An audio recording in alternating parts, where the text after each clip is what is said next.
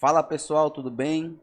Professor Germano, Pastor Germano, e nós estamos para mais uma aula Expedições da História do nono ano de Jaime Coutrin, de Gilberto Coutrin e Jaime Rodrigues. E nós vamos dar continuidade à parte 2 da aula com relação à Primeira Guerra Mundial. Então vamos lá, pessoal. Vamos para a Primeira Guerra Mundial, para a parte 2. Vamos lá. Pessoal, a Primeira Guerra Mundial, nós vimos na aula passada, na primeira parte desta aula, que ela aconteceu por conta da morte do arquiduque, herdeiro do trono, austríaco Francisco Ferdinand, certo? E a Primeira Guerra Mundial, pessoal, ela pode ser dividida em três momentos. A primeira fase, que nós chamamos de movimentação, a segunda fase nós chamamos de trincheiras, e a terceira fase, né, a terceira parte da Primeira Guerra Mundial, nós chamamos da entrada dos Estados Unidos na guerra. Aí eu criei aqui um pseudônimo para que você possa decorar as fases, né? É o M, T, EUA. Primeira fase, segunda fase e terceira fase. M você vai lembrar de movimentação, T você vai lembrar de trincheira e EUA você vai lembrar da entrada dos Estados Unidos na guerra. Pessoal, por que movimentação? Por que nós chamamos a primeira fase da Primeira Guerra Mundial de movimentação? Justamente porque o exército ele não ficava somente em um local, ele ficava todo o tempo se movimentando, né, para que assim o inimigo não pudesse surpreender os militares quando eles estivessem parados. Então eles ficavam todo o tempo se movimentando. E trincheira, por que trincheira? Justamente o que é uma trincheira? A trincheira é um buraco, né, que o militar cavava, certo? E aqui ele ficava dentro desse buraco com capacete, né? Aqui ele ficava com a sua arma, certo? De maneira que era como se fosse uma proteção, né? Justamente para ele. E a terceira e a última parte é justamente a entrada dos Estados Unidos propriamente dita na guerra. Vamos lá. Pessoal, o que vai acontecer? No ano de 1917, o Brasil ele vai entrar na Primeira Guerra Mundial, né? Ele vai entrar justamente por causa de um episódio que vai ser lá o bombardeio do navio mercante brasileiro Paraná, justamente que ele navegava próximo da França, transportando café. O que vai acontecer? Os alemães vão bombardear esse navio, certo? E nesse bombardeio, 3 brasileiros da tripulação eles vão morrer. E aí, o Brasil ele vai declarar guerra, né? Vai entrar na guerra em abril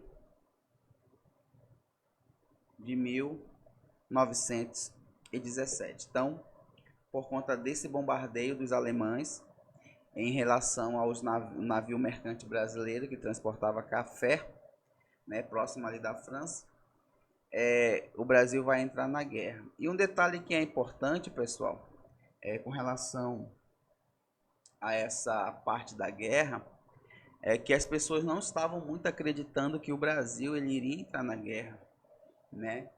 E as pessoas falavam que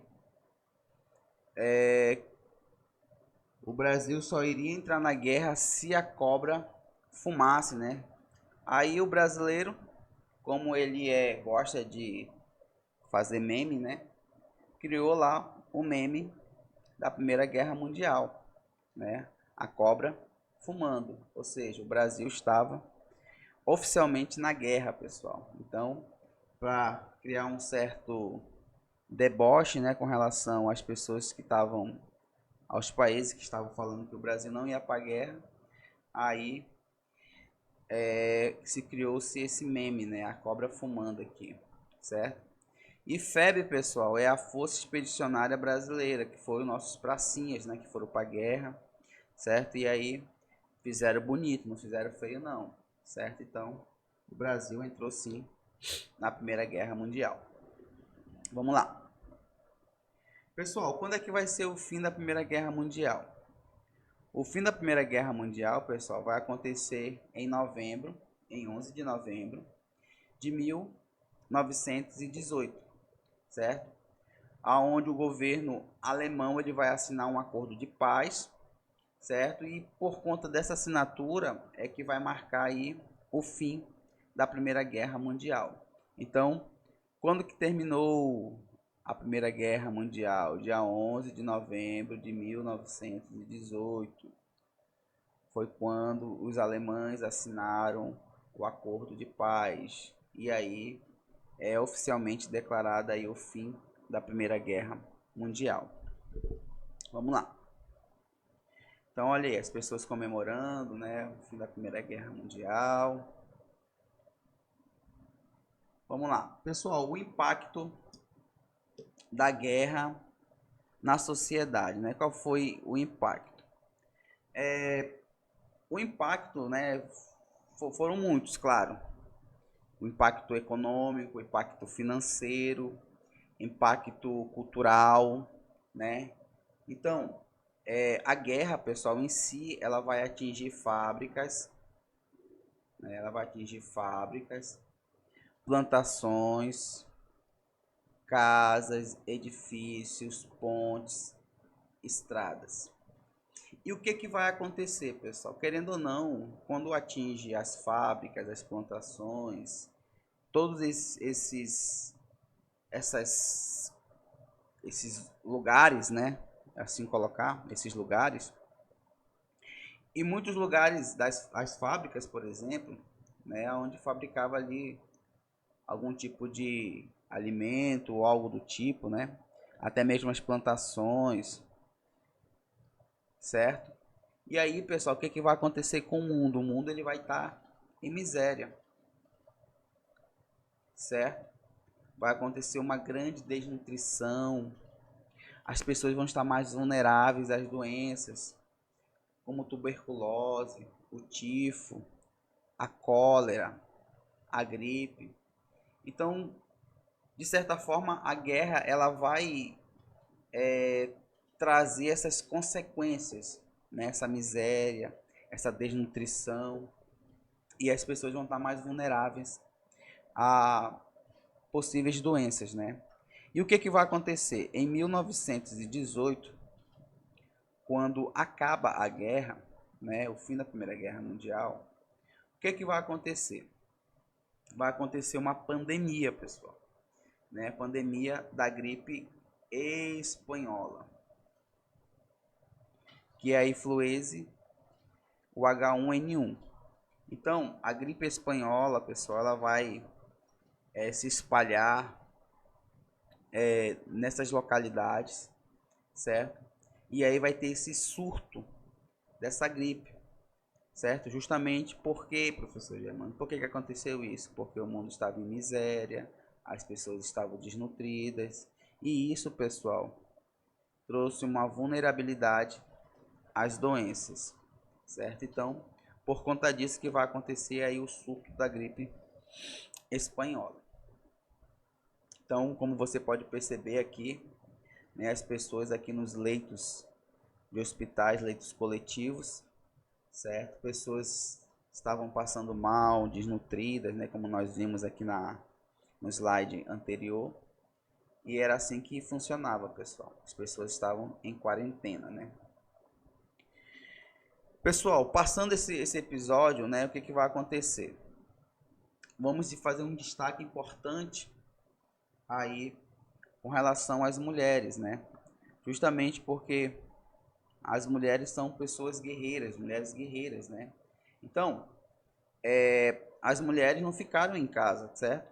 Durante o período da guerra. As mulheres, na verdade, elas estavam ajudando também, certo? Então, muitas mulheres elas vão passar a trabalhar nas indústrias.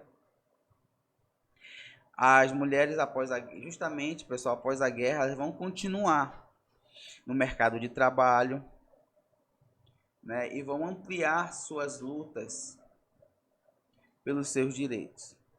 Eu coloquei aqui somente a questão do voto no Brasil, pessoal, mas isso foi também uma conquista não somente no Brasil, mas no mundo todo, né? Então, o direito ao voto aqui no Brasil, as mulheres vão conquistar em 1932, certo? Lembrando que nesse período aí, tanto ex-escravos como indígenas, as mulheres, analfabetos, né, eles não podiam votar. E as mulheres conseguiram essa façanha com relação ao voto, né? Então, vamos lá. Então, isso é uma cena de um filme, né, justamente mostrando esse impacto das mulheres aí com relação à busca pelos seus direitos. Pessoal, então vamos lá. O Tratado de Versalhes, né? O Tratado de Versalhes, pessoal, ele vai ser assinado, né? Na verdade, ele vai ser projetado aí entre o ano de 1919 e o ano de 1920, certo? Então, no Tratado de Versalhes, né, que eu até coloquei aqui a página para depois você conferir no seu material, ele era justamente aí um tratado que versava sobre as possíveis consequências para aquelas pessoas que perderam a guerra, né? Na verdade, para aquelas pessoas no país que perdeu a guerra, certo? E por conta desse tratado, pessoal, que justamente ele vai ter consequências para os países que perderam a guerra, ele vai alterar o mapa da Europa, certo? Então vai acontecer alguns desmembramentos de territórios, né? Outros territórios vão ser criados. Então, tudo isso por conta desse tratado, pessoal, certo? Então, o Tratado de Versalhes ele traz esse certo impacto aí como consequência para os países que perderam a guerra. Pessoal, Liga das Nações. Então, o que foi a Liga das Nações, pessoal? Foi justamente aí uma busca, né, pela preservação da paz mundial. Quando que foi aprovada a criação da Liga das Nações? Foi no dia 28 de abril de 1919. Então, alguns países se reuniram, viram a necessidade de justamente de preservar a paz mundial e aí eles vão criar, né, a Liga das Nações. Só que os Estados Unidos, pessoal, ele vai se desligar da Liga das Nações, tá? Ele vai manter justamente uma política internacional isolacionista, ou seja, de forma isolada. Então, os Estados Unidos não queria muito papo com coletividade. Então, a Liga das Nações vai ser criada em 28 de abril de 1919 e o objetivo era justamente preservar a paz mundial. Pessoal, então, com relação à Primeira Guerra Mundial, nós vamos ficando por aqui, né? Então, essa segunda parte aqui, o nosso foco era justamente trazer as partes principais da Primeira Guerra Mundial. Claro, teve muitas outras coisas, mas o nosso objetivo é simplificar para que você possa ter um conhecimento de forma adequada das partes principais com relação à Primeira Guerra Mundial. Então, vou me despedindo por aqui e até a próxima com a Revolução Russa. Tchau, tchau.